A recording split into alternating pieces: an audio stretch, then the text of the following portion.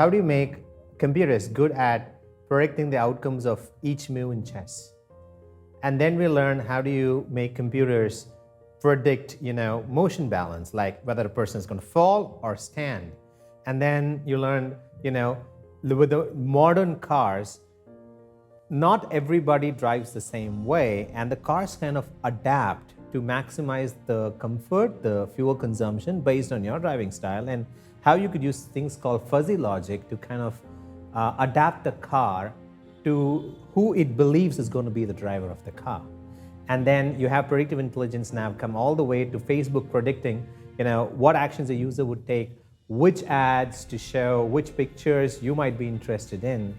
And these are all examples of predictive intelligence, but they are all complete in their science.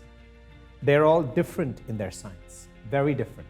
How you use predictive intelligence to play chess in a computer is very different from how do you use predictive intelligence to adapt your car to your driving. It's very different from how Facebook uses predictive intelligence to know which video to show to you.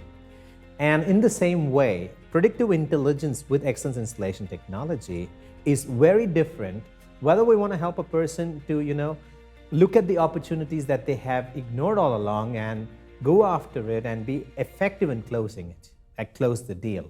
Or up, where you help a person pass that threshold, that allows them to double their income, that allows them to get into a job that they actually like, to get a right career, to feel happiness and to get time and money.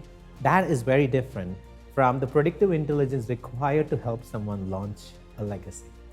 And in the same way, the predictive intelligence required for the popular wishes, super body, super sleep, happiness, confidence, super presentation, and 36 more categories that are popular, the predictive intelligence required for each of them is different.